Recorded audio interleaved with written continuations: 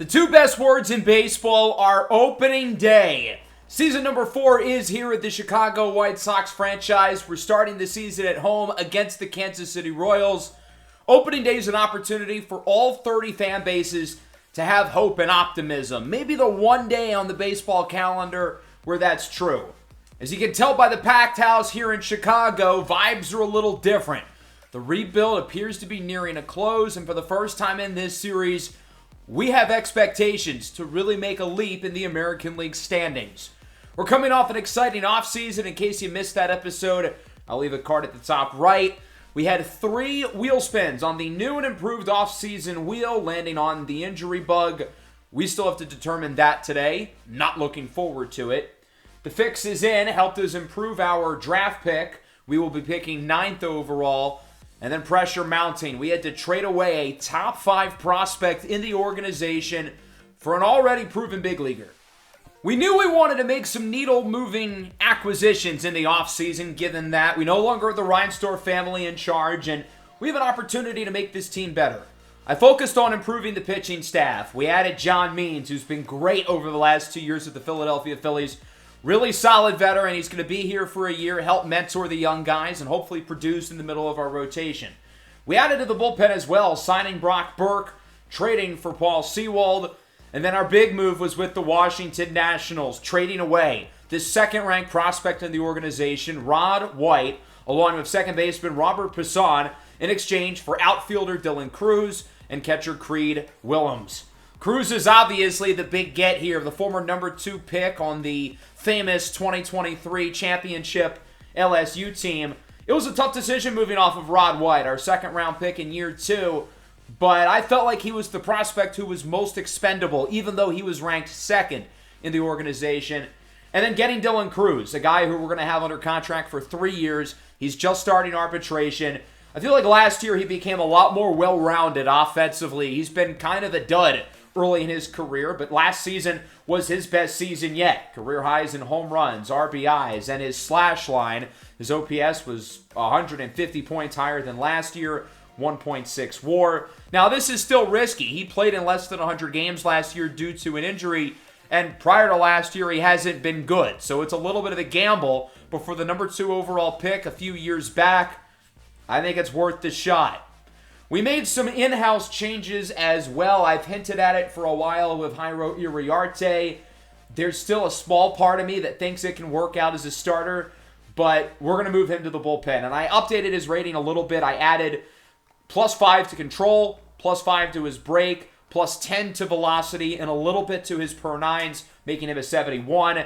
Edgar Quero, of course, I am giving him the first base secondary position. That way we can move him and Kyle Teel around a little bit. I did have a comment that suggested we move his defensive ratings down for giving him a secondary position, which honestly I thought was a pretty good idea. So all of his defensive ratings will go down by 2. And I did the same with Cody Hosey, who we're also going to teach how to play first base. I think that's fair. That way it's not like we're giving them a new secondary position and there's no catch. I think there should be a catch even if it's small.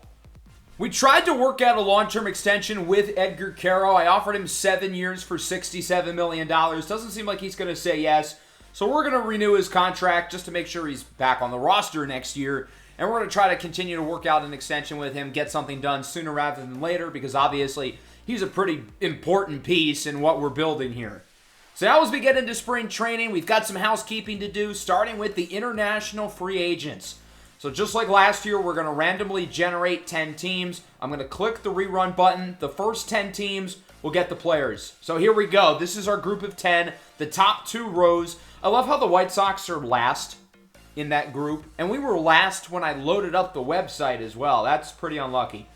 So anyway, these are the international free agents entering. We will start with Vicente Munoz, a power pitcher going to the Milwaukee Brewers. Keep in mind, all these players are the exact same in terms of ratings. 19 years old, 62 overall, 85 potential. Roger Azum to the Nationals. Really impressive athlete with his speed, arm strength, and power, but the rest of his game is super raw. He's 19, though. He'll have time to develop. Nikolai Petrov, third baseman of the Rangers, who are the only team who's gotten an international free agent in all 3 seasons of the series. Because, yes, the Rangers, of all teams, need help. Xaviano Ilio, this kid is going to the Phillies. I shouldn't really call him a kid, though. He's 6'8", 270. He is gigantic. Outfielder Miguel Angel Carballal from the Dominican Republic is going to the Marlins. I think he's a guy who could be a top-of-the-order type hitter with his contact, his advanced plate skills, and his speed. Chad Butters, a power-hitting utility man headed to the Rockies. He'll be fun playing at Coors Field in that hitter-friendly atmosphere. Rue DeCalve is going to the Diamondbacks. Impressive Ks per nine. 6'5", 235. Prototypical pitcher size, but he's got to improve the walks per nine. Yuri Miyamoto from Japan, headed in our division to the Royals. Good hits per nine, good walks per nine. As you guys know, those are probably the most important per nine stats in the game. Soranzo Bonifacio, the Italian stallion, headed to the Mets. Throws gas, and the rest of his numbers really are not too bad. Last but not least, Jayesh Arora, supposed to be from India, but that's not in the game, so I'll go with Indonesia. Heads to the Giants. 90 contact against righties. That is obviously an important skill. I'm curious to see how the rest of his game develops. Now on for trades around the league. We're going to start with a trade of our own, though. I want to bring Alexei Cosmo onto the 40-man roster, so we're going to have to take someone off, and I think that's going to be Jonathan Cannon, who I do believe would have a little bit of value elsewhere. I just don't really want to keep him because he's so damn inconsistent. Year one, I thought he was pretty solid despite his inconsistencies, but over the last couple of years, he's been super up and down. He's had injuries. So we're going to trade him to the A's, who are going to give him another shot in exchange for Clark Elliott, a highly drafted outfielder back in 2022 who just hasn't really developed. Maybe there's a ceiling left in him at 27. I don't really know, but given Jonathan Cannon's injuries and, lack of consistent production, you can only get so much for him. So Cosmo, the 5th-ranked prospect in the system, will join the race for the number 5 starter. Here's an update of the top 100 prospects, by the way, with the recent draft picks of last year and the updated international free agents. We only have 4 guys on the top 100 list right now, and that number will probably go down to 3 if Ezra Valenzuela makes the opening day roster. Cosmo would be the first guy to miss out. Let's now go through trades for the other 29 teams. Mitch Keller's a free agent at the end of the year, and I don't think the Pirates really want to pay him, since Paul Skeens and Jared Jones are free agents in 2 years. Now, are the Pirates going to pay those guys? I don't know. Probably not. But Keller's been really good over the last 2 years, and he's going to go to the Phillies in exchange for 21-year-old catcher Eduardo Tate. Not really a spot for him with the addition of Adley Rutschman. Enrique Los Santos, he was an early international free agent prospect, along with Sam Sheehan, who was a second-rounder last year at the Phillies. Now, Philadelphia's rotation looks pretty good already. They're 5 deep. They don't need Mitch Keller, but there's a second part to this. So they're getting Keller because they're trading away Christopher Sanchez, who's going to the Tampa Bay Rays. Sanchez, also on the last year of his deal, was quite disappointing this past season. He's a guy I thought about for us as a buy low candidate, but once we signed John Gray, another former Philly, I realized we didn't really need him. The Rays obviously lost Sandy Alcantara to the Rangers. They have 4 really good starters, but need a 5th. So this makes them one of the most complete rotations in the league, even without Alcantara. The Phillies will be getting back Cooper Kinney, a 25-year-old shortstop who they hope can give them some infield depth. And then Chandler Simpson, who's a really unique player given his contact and obviously his game-breaking speed. I'm curious to see how the Phillies use that. The fire sale continues for Atlanta. Spencer Strider is next. The Braves still have some guys left. Michael Harris, Matt Olson, Austin Riley. None of them played well last year, and all of them have at least 3 years left on their deal, so it doesn't really make sense for the Braves to trade them when their value is low. Strider's going to the Mariners, who need another arm. They lost Luis Castillo. I think they're excited about Joey Lincoln, former top 3 pick, but I think they're less excited about Emerson Hancock. So it'll be Cole Young, Cole Emerson, and Dino Irman going to Atlanta. Young and Emerson are going to start for the Braves right away. Their middle infield is rough. Byron Buxton, another guy I thought about for us, is going to the Yankees. I thought Buxton could have been a pretty good fit, even though he is older at 34, but his skill set is just too identical to Luis Robert. Both of them are impressive athletes who are just naturally gifted offensive players, but neither of them have good plate skills. They're both really good on defense, and they're both really fast, but they both have an extensive injury history. It really wouldn't make sense to have both of these guys on the team because they're a clone of each other. It would be kind of a waste. So Buxton's going to the Yankees. I think that'll be a good fit for him. They could use a third outfielder. You have Aaron Judge in right, Jason Dominguez in left. Spencer Jones is solid, but Byron Buxton is better. So the Twins will be getting Roderick Arias, Dave McCoy, 2 solid C potential guys. And then Luis Guzman, a 6th rounder in 2026. Only a 47 overall, but he does have A potential. Pretty solid return for the Twins. The Dodgers are making a move to get worse? That's right. The reigning champion Dodgers are trading O'Neal Cruz to the team who they beat in the World Series, the Texas Rangers.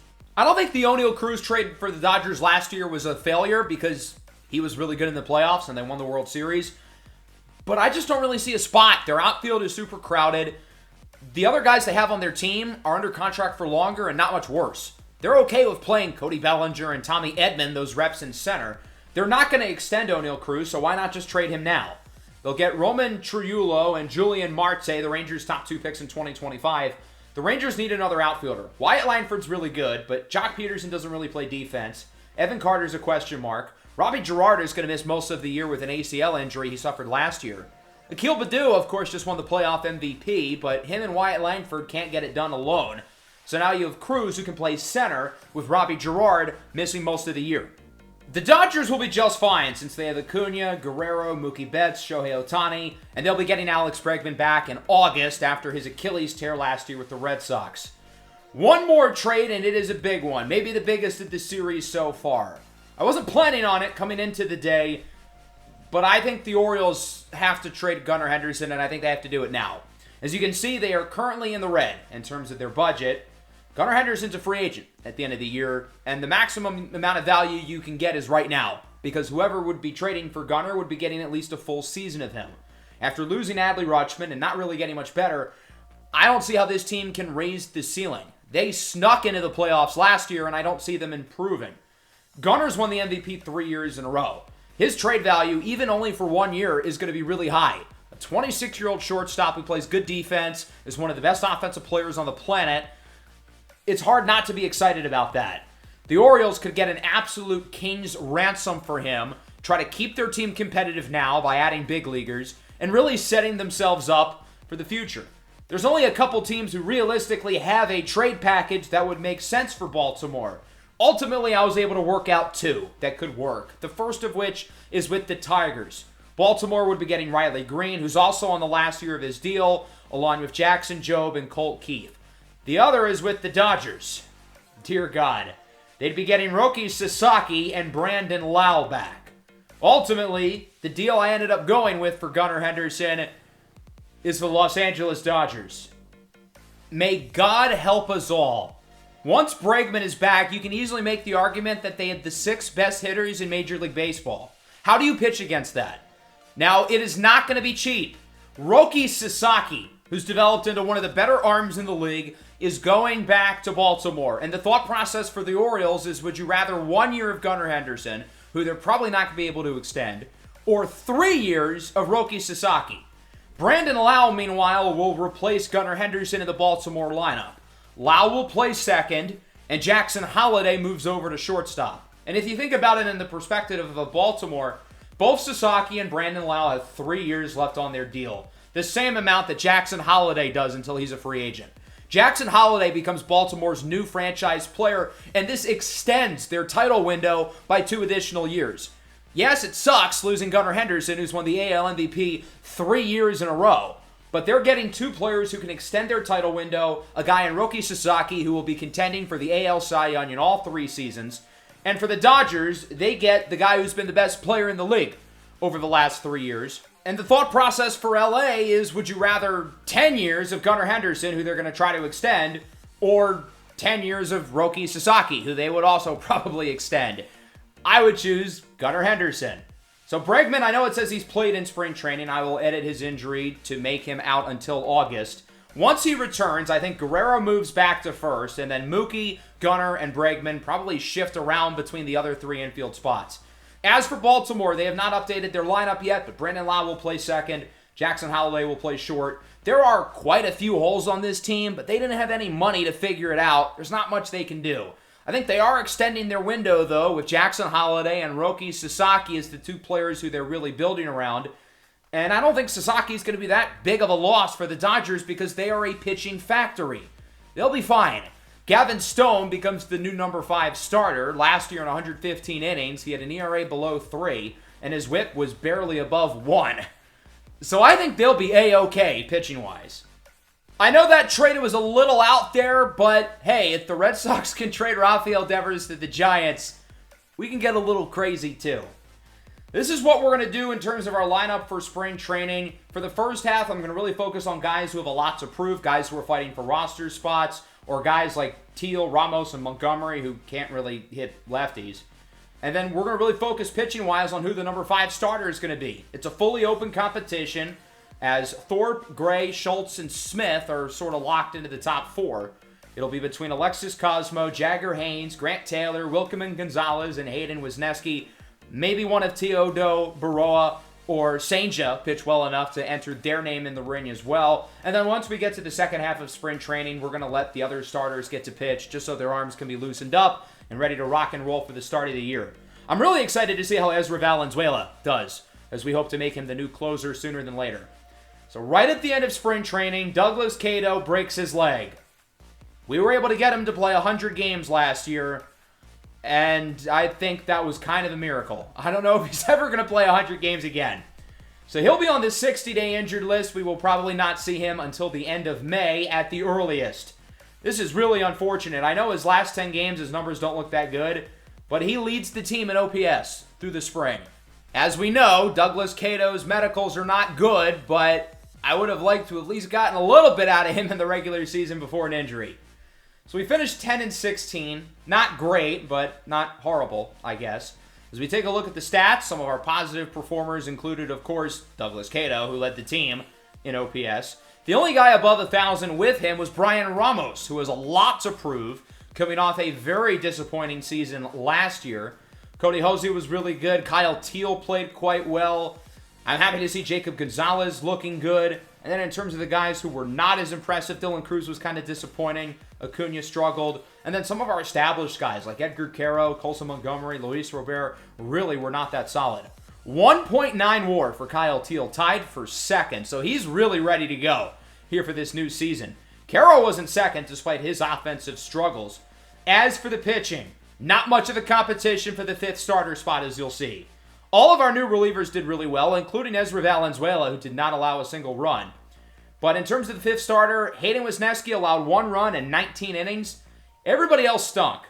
I'm happy to see Hagen Smith and Jairo Iriarte pitching well, but look at the other guys in the starter competition. Haynes struggled, Cosmo struggled, Gonzalez struggled, Taylor struggled. So there's not really much of a decision in terms of who the 5th starter is going to be. Before we decide our roster, though, as we know from the offseason, we have to spin the injury wheel. One of our 5 best players is missing the first half of the year. I'm not looking forward to this. None of these guys would be good spins. Luis Robert is our best player. Edgar Caro's coming off a historic rookie season. Drew Thorpe is the ace. And then Dylan Cruz and John Gray are new pieces I'm excited about. But we don't have a choice. We got to spin the wheel. Dude, I don't even know if I can look. Oh no, not Edgar. Oh no, Edgar! Edgar Caro is going to miss the first half of the year. He will be on the injured list through game 81, and that's when we'll be able to take him off. I know I was kind of trying to downplay it earlier by saying it would suck if it was anybody who landed on this wheel, but I'll be honest, the one guy I really did not want it to land on was Edgar Caro. So this sucks. I think the storyline would be that he had to clean up some issues in his knee. We overworked him last year. He played over 150 games. He didn't catch 150 games, but he caught a lot of them. Had some knee issues. That's why he struggled offensively in the spring. And he's going to miss the first half of the year. Now on to the big league roster. Not a major surprise, but Hayden Wisniewski will be our number 5 starter. He's the only guy in the competition who did good. Freelander Baroa will make the team as a long reliever. As for the bullpen, I thought about sending down one of Iriarte or Paredes going into the spring, but both guys did really well. We're not going to send down Ezra. He didn't allow a single run. So by default, it has to be Ben Joyce.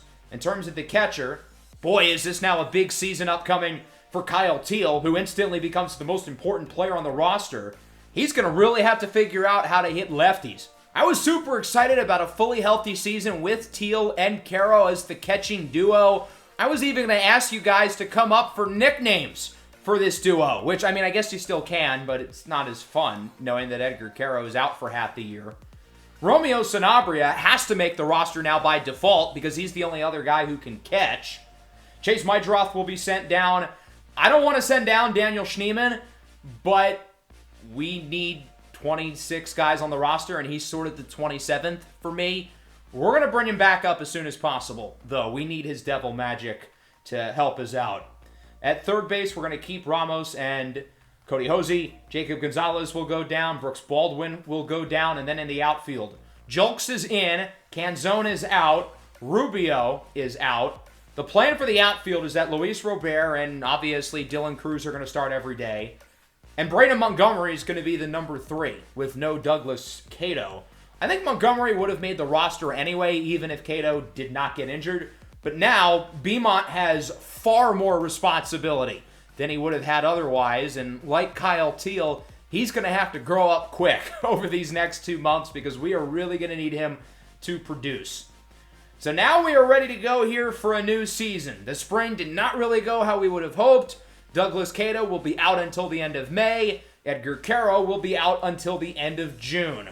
Despite that, I still think there's plenty of reason to be excited about this team. The addition of Dylan Cruz, other young guys like Oswaldo Escobedo, hopefully ready to take a step.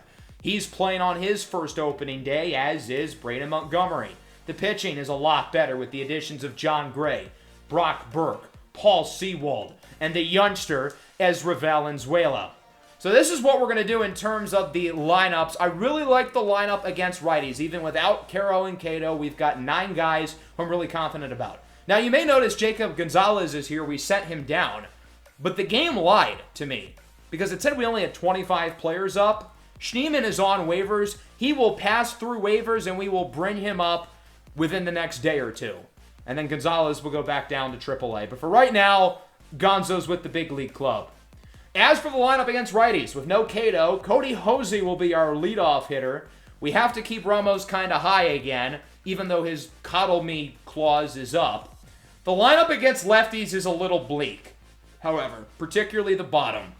Kyle Teal will probably have to still play against lefties a lot, and then I think of the other guys on the bench between Braden, Colson, and Brian Ramos, we're going to need Braden Montgomery to figure out how to hit lefties because I'm not confident at all that the other two are going to figure it out. Montgomery being a switch hitter, I think there's still a little bit there. So Acuna's going to lead off for now. Once Schneemann comes back, he will be the leadoff hitter against lefties. I have some questions, though, at the bottom. Corey Julks, I am excited about, though, after his great stretch in the minors last year. As for the pitching rotation, Thorpe, Gray, Schultz, Smith, and Wisniewski. I'm excited to see what Hayden's able to do as the 5th starter. Baroa and Uriarte will be the line relievers. Paredes, Burke, and Sewald as the middle relievers. And we are going to roll with Ezra Valenzuela as the closer. Going into the spring, I was actually planning on giving it to Tony Santillan, who I felt like was one of our more effective relievers last year. But Ezra was so good, he didn't allow a single run. Along with that, and him being our highest-rated reliever, I think he's the best one we've got. So now it's time for our wheel spins. And as I like to do in the month of March, I'm going to pick 2 guys, a pitcher and a hitter. And my 2 choices were not very hard. The 2 players whose success matters the most for us this year is Hayden Wisniewski and Kyle Teal. The 2 of them are our X factors, if you will, with Wisniewski winning the 5th starter spot, and now Kyle Teal having a lot more on his plate with Edgar Quero out for 3 months. So this is the old wheel, and this is the new wheel. As I said at the end of last year, I'm going to make some changes. I've enjoyed the wheel so far, but I'm looking to evolve it. I want it to be less based on luck, and more so players getting rewarded or punishment based on their future performance. If the player has a good month in a certain category, they'll go up, or they'll go down if they struggle. So here's our spin for Kyle Teal, and we land on a really interesting one. Suspicious surprise. I've changed it from last year, though. 60-game PED suspension if his OPS and his home run rate improve. So Kyle Teal's ratings will stay the exact same. Nothing's changing with him. This would be a little bit more simple if we were already halfway through the year. It would basically be if his OPS and his home run rate improve from where it is currently, he'll be suspended.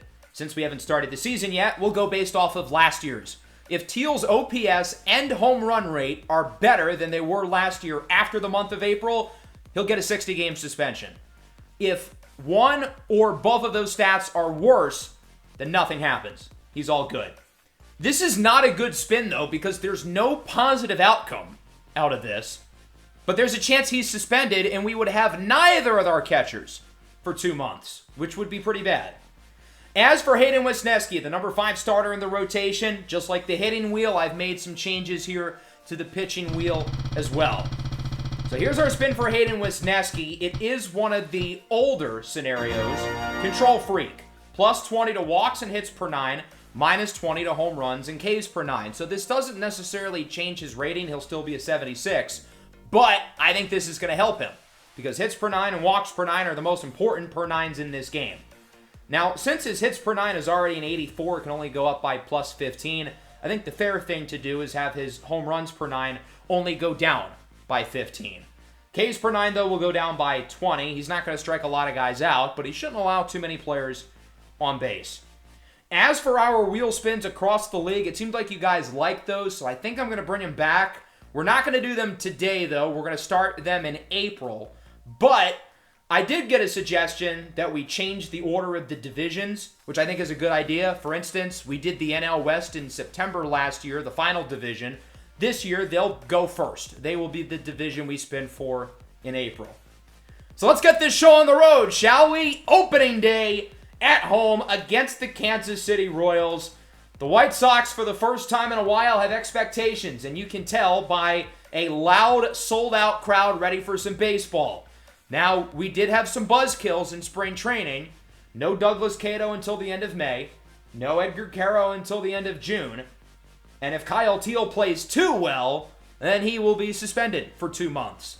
I was excited to see what our catching duo would be able to do this year, but one catcher's injured, and the other catcher, we don't want him playing too well. The game is projecting us to win 74 games. Only one more win than last year, which 10 minutes ago would have been a pretty big disappointment, given that we only lost one player, John Curtis, who we only had for 2 months last year. I don't even think he ended up signing anywhere. And we made some big additions to the bullpen, the rotation, and the lineup.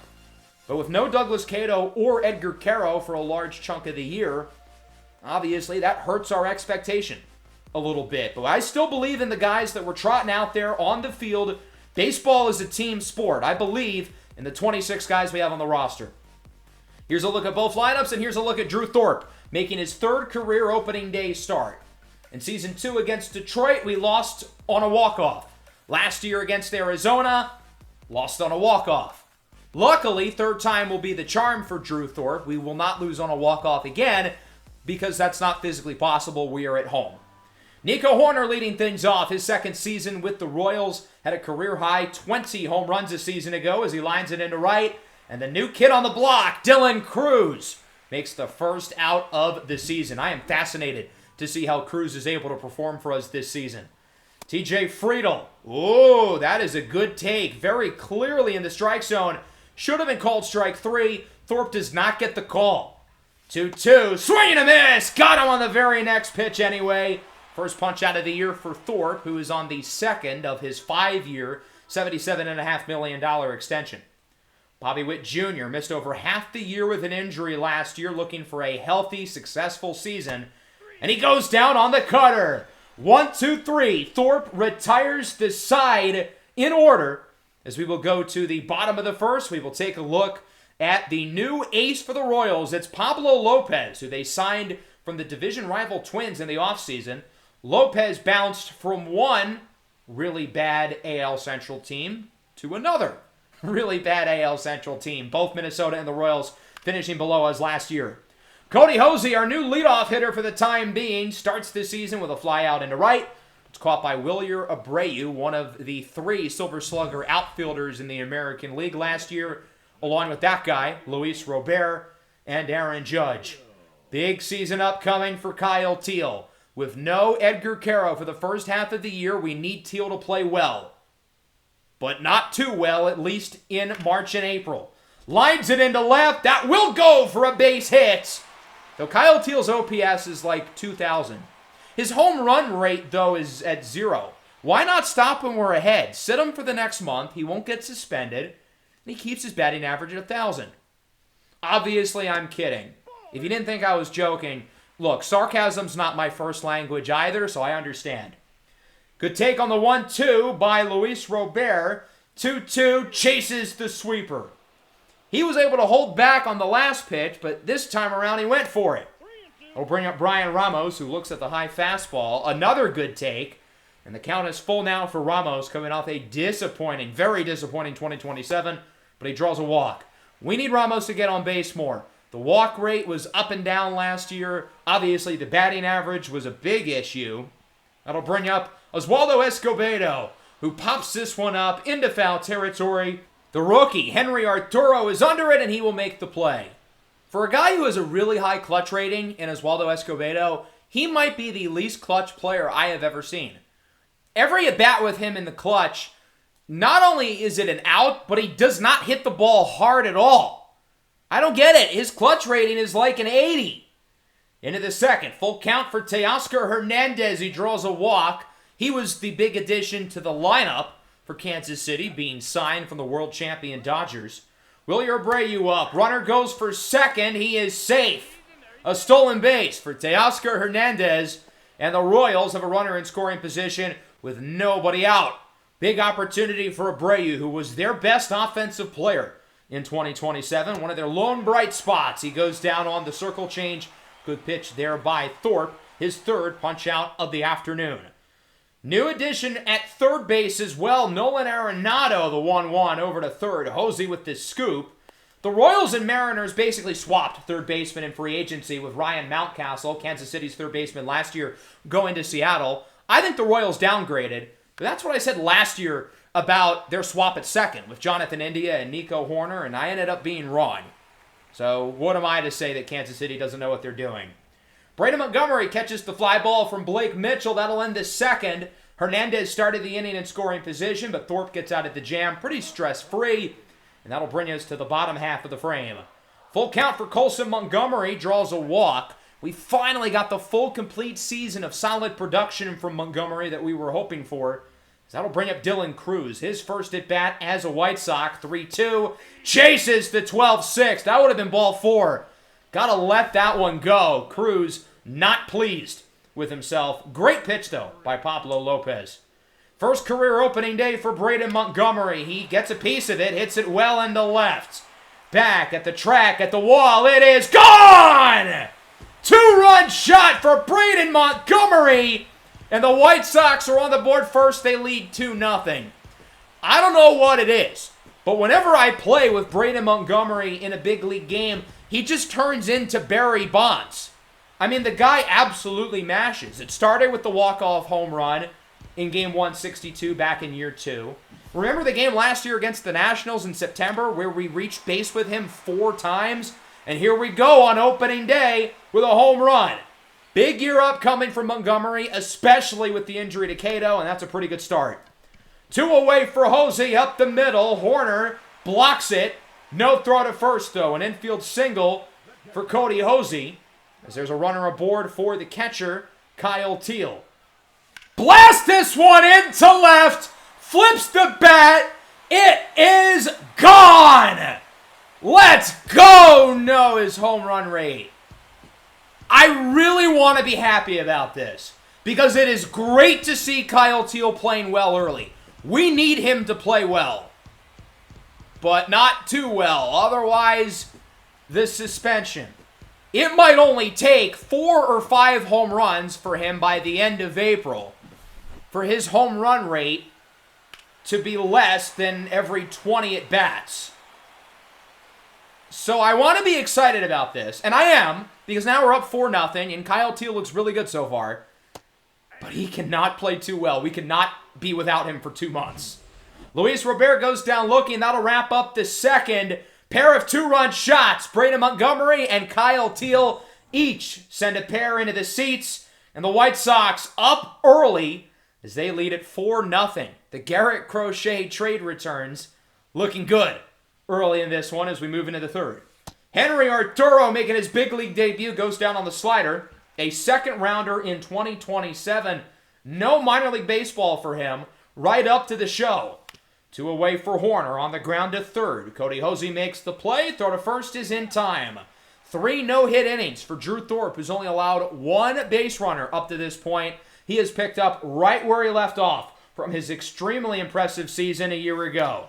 Brian Ramos belts this one into the opposite field, and for a guy who did not reach base at a high level last year, he's gotten on twice so far today with a walk and a hit. And not to mention, he's coming off a great spring. Good to see Brian Ramos looking really solid to start the year. Pablo Lopez, not so much. Dylan Cruz goes down looking. Lopez gets through the third. Cruz 0 for 2, pair of strikeouts. The new team jitters are still there, I guess. Remains 4-0 as we move into the fourth. The Royals offense not showing a whole lot, despite the fact that they're expected to take a leap this year after a really rough 2027. The game is projecting them to go 81-81, which is better than us. TJ Friedl, that is a fair ball. Into right. Cruz misplays it. Friedl over to second with a leadoff double. I thought that ball bounced foul in real time. Cruz makes a bad angle on it, continuing his rough debut. And Cruz is a great defensive player. That should not be happening. Runner in scoring position here for Bobby Witt Jr., who strikes out for a second time today. Goes down on the circle change. Another punch out for Thorpe. That is his 5th. Teoscar Hernandez walked his last time up. Goes down on strikes this time. The low slider gets him. We'll see if Thorpe can get out of another jam again. That'll bring up the number 5 hitter, Wilyer Abreu. Count is even, 2-2. Swing and a miss!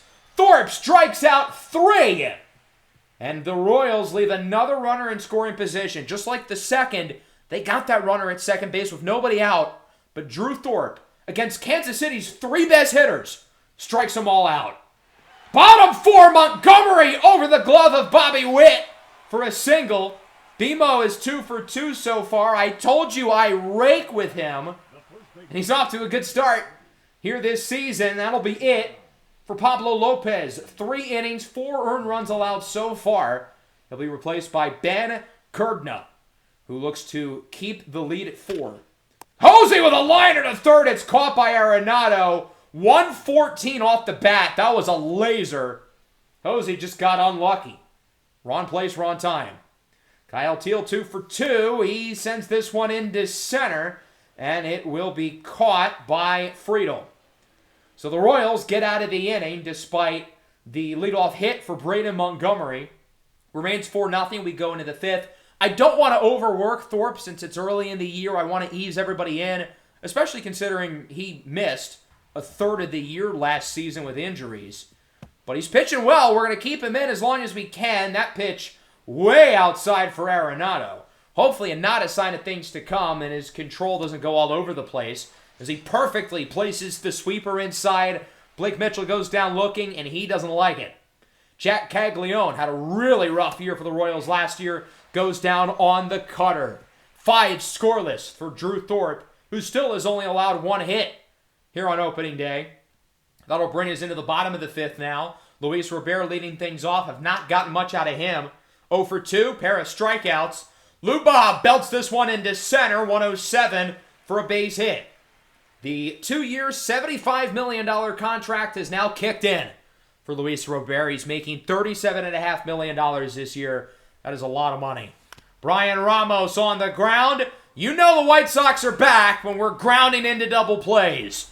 5-4-3 for Ramos, who's unable to reach base. Did that umpire just punch him in the balls? That's got to be illegal. Oswaldo Escobedo singles into right. Notice how Waldo doesn't do anything with runners on base, but now that the bases are empty, he gets a single. Meet low leverage, man. Give me fuel, give me fire, give me nobody on the bases, or I retire. Colson Montgomery goes down looking. That'll do it for the 5th. It remains 4-0. No damage done to the scoreboard from Chicago since the 2nd. We've gotten some hits together, but no runs. Thorpe will stay in the game here in the 6th. Friedl into left. It is caught! Braden Montgomery with a diving grab, continuing his outstanding opening day. He has been electric so far. Bobby Witt Jr. gets a slider up and in. That was a good pitch to hit, and he topped it. Hosey makes the play. 6 scoreless for Thorpe, and that'll do it for his opening day. What a start to the year for Drew Thorpe. 6 innings, 2 walks, 1 hit, 9 punch-outs, no runs. 7-8-9 due up for Chicago. That starts with Dylan Cruz, who belts it up the middle. Horner deflects it. Throw to first, not in time. Cruz has wheels. We had the second highest speed ranking in the game. It's nice having guys who can run. Braden Montgomery 1-2, belts it into right, and it is foul. He swung just a tad too early. Would have been his second home run of the game. From there, Kerbna does not want to throw him strikes. The next 3 pitches all ended up being walks. That last one was a really tough pitch to lay off, but Montgomery, being patient, will take ball 4, reaches base for a 3rd time. Emmanuel Rivera up the middle, single into center. We're going to wave around Cruz. BMO to 3rd. Everybody's safe. It's 5-0 off the single by Emmanuel Rivera. There's still nobody out, by the way. We can really do some damage with the top of the order due up. 3-1 for Cody Hosey. He draws a walk, and the bases are loaded. Dear God. Guess who's up? Kyle Teal. This is fascinating. Obviously, I want him to get a big hit here, despite the circumstances, as he crushes it into right, at the track, at the wall. It's caught. Is it bad that I'm a little bit relieved that that ball did not go over the fence? Like, I wouldn't have been upset with a grand slam, but I'm a little bit relieved. Does score a run off the sacrifice. Good AB for Teal, and it's now 6-0. Luis Robert now up for Chicago with runners on the corners. That one gets away. Thought about sending the runner at 3rd. We are not going to. We are going to move Cody Hosey up to 2nd. So now there's 2 runners in scoring position. Takes out the potential double play, now that second base is no longer a force out. Lubov goes down on the high heat. I think that would have been a ball, so he probably should have let that one go. 3rd strikeout of the game for Luis Robert. Brian Ramos now sends this one into right. Abreu chases after. He cannot make the play. It's 7-0. Hosey looks to score. It's 8-0. Ramos is safe at second base. 2-run double for Brian Ramos, who's had an outstanding opener. Kerbna out. Ken Waldachuk is in. He did not pitch last year in 2027. His most recent appearance coming in 26. Runner in scoring position for Oswaldo Escobedo. How will he manage this? Waldo gets a piece of it, crushes it into center. I apologize, I was not familiar with your game. It is caught at the wall. I thought that was gone off the bat. I thought that one was absolutely crushed. I can't even get mad at Waldo for that one. He hit the ball really well, just did not quite have enough carry. Big inning, though. Sox get 4. They lead at 8-0 as it's time for Paul Sewald to pitch. First-time All-Star a year ago at 36 years old with the Braves. Traded to the Dodgers at the deadline in the Acuna deal. Traded to us in the offseason as Arenado pops it up. Teal goes after it. A quick and easy 9-pitch inning for Paul Sewald. I didn't really want to throw him out there with us up 8-0, but when we were warming him and Brock Burke up going into the 6th, we led 4-0 and the game was still in reach. I think the plan, though, is that we're going to have a long reliever out there for the 8th and 9th to eat some innings. Dylan Cruz swings and misses at the outside circle change. 3 strikeouts for Cruz. I do not think his approach at the plate was very good today. Braden Montgomery up the middle. Waldachuk makes the play. And BMO is out for the first time this year after reaching base his first 3 at-bats.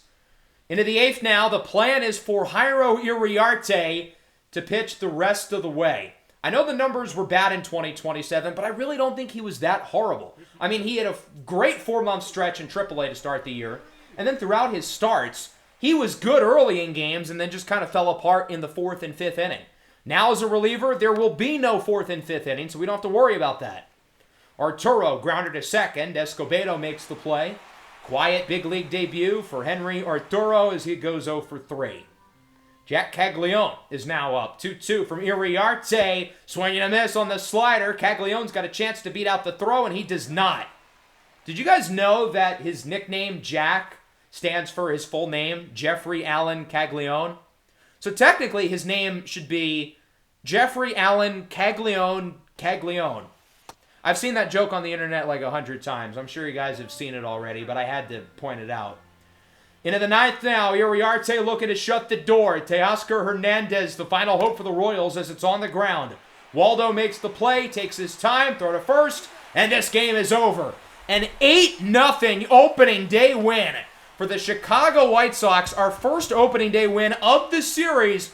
Hopefully an omen of things to come for the rest of the year as we start with a record of 1-0.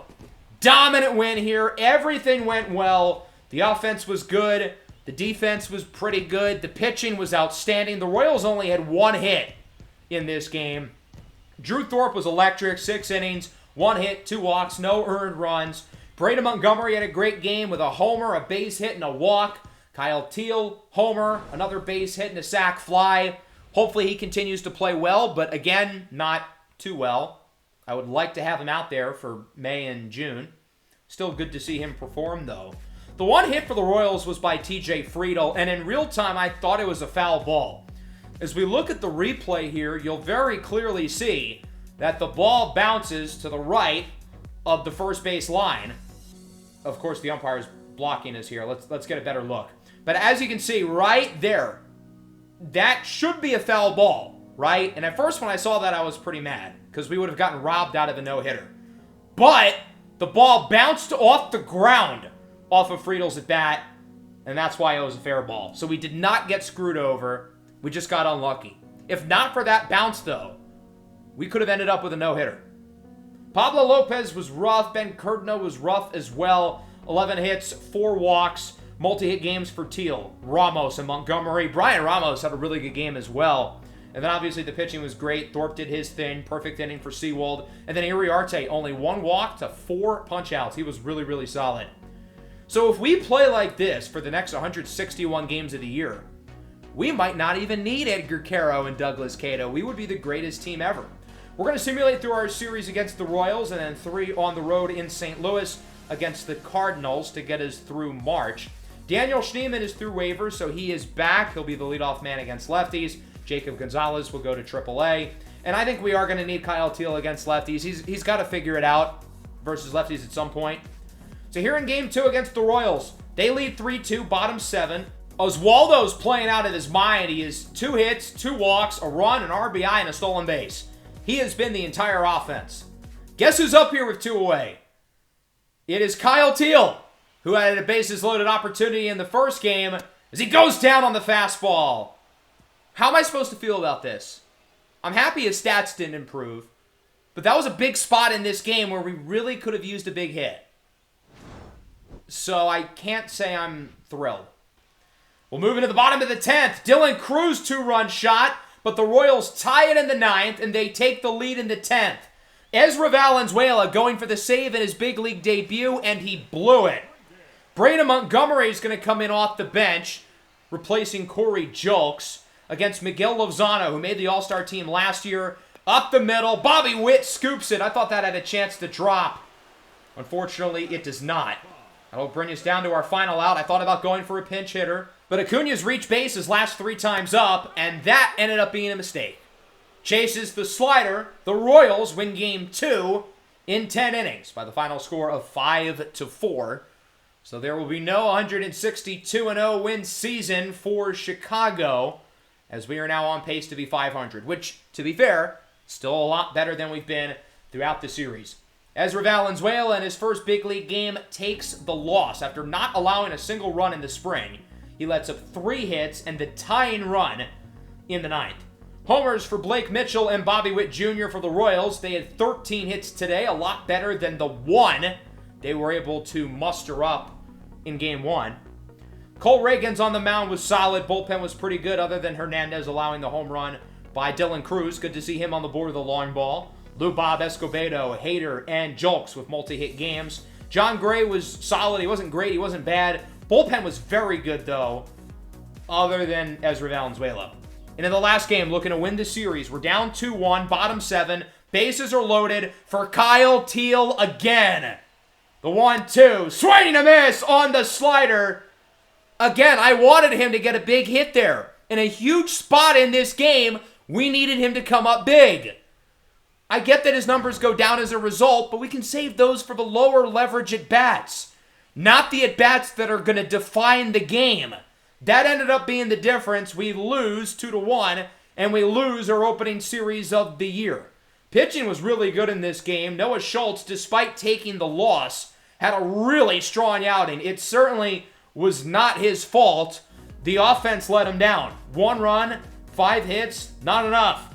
Kansas City's only runs came off of a 2-run shot in the 4th by Teoscar Hernandez. Great outing from Alec Marsh, and the bullpen was very good as well.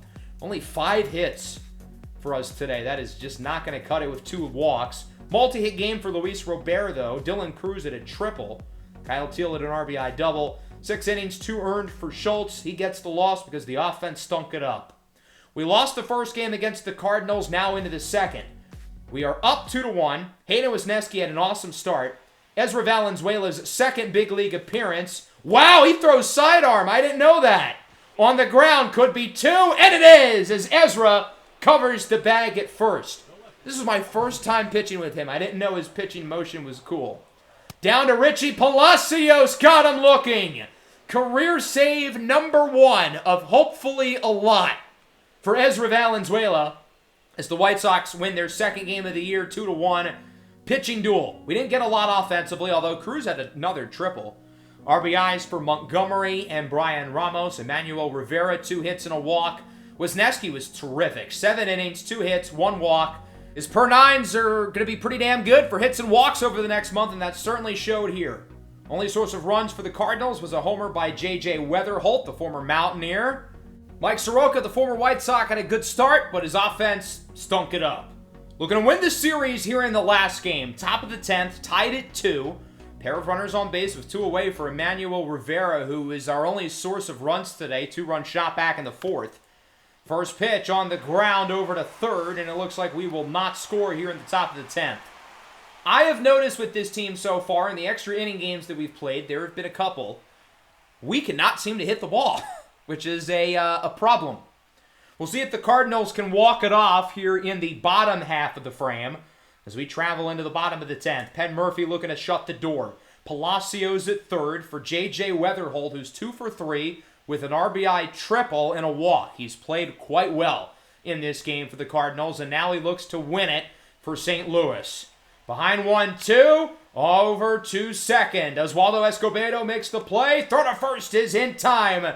Chicago gets out of the 10th without allowing a run, and that'll bring us into the 11th. We once again did not score, and that brings us into the bottom half. I'm going to take Penn Murphy out. I know he's pitching really well, but he's thrown over 2 innings, and I don't want to put too much on his plate. I don't want him to be exhausted and then mislocate a pitch, and all of a sudden it goes over the fence, and the fans in St. Louis are leaving happy. We don't want any of these people in this crowd to be happy. I want all of them rushing for the exits with frowns and tears. The lefty Brock Burke is in his second appearance with the White Sox against Jordan Walker. Over to second, it's caught on the liner by Escobedo, who's been pretty good defensively this year after he was a train wreck last year. Samuel Basayo, swing and a miss on the slider. Burke gets us through the 11th. St. Louis does not score. Did we end up scoring in the 12th? Take a guess. No, we did not. Bottom 12, 2 runners on base, 1 away for our good friend Leody Taveras, who we know from the Giants series. The Rangers ended up letting him go this offseason, ends up with the Cardinals as this one is hit into right. Will Basayo head home? He does not. Does not want to test the arm of Dylan Cruz, and I do not blame him. He's got a cannon. That'll bring up Esteury Ruiz on the ground. Could be 2. It's bobbled! Colson Montgomery with a game-losing error, and the Cardinals walk it off in unlikely fashion as the White Sox lose in 12. The offense did not score in the 10th. They did not score in the 11th. They did not score in the 12th. To have a runner in scoring position with nobody out in all 3 of those innings and not score once is embarrassing. Through the first 6 games of the year, the offense has not been very good. We scored 8 runs in the opener, but we've only scored 12 runs over our last 5 games since. And with a record of 2-4, it's unfortunate because our pitching has been brilliant, and we've wasted it.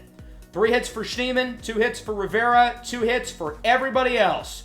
Drew Thorpe was really good. The bullpen was really good.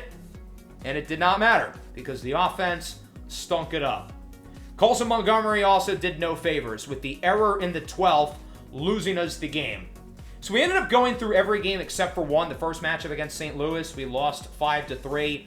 Weird game for Hagen Smith. He only allowed 1 earned run, but he really didn't pitch all that well. He only lasted 3 1/3, whip above 2 for that game.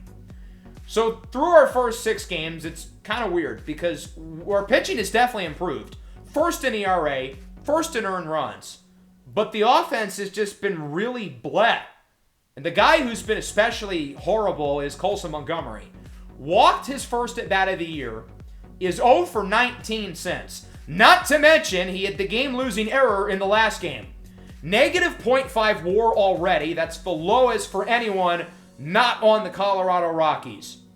And, well, the Rockies don't have a lot of good players, so that's not good. Next episode, we will go into April. What games do you guys want to see down below in the comments? Toronto could be kind of interesting because, of course, they have Antoine Sonnenberg, who we infamously passed on. That'll wrap things up, though. Hope you guys enjoyed. Make sure to leave a like. Make sure to subscribe to the channel if you are new. Peace out.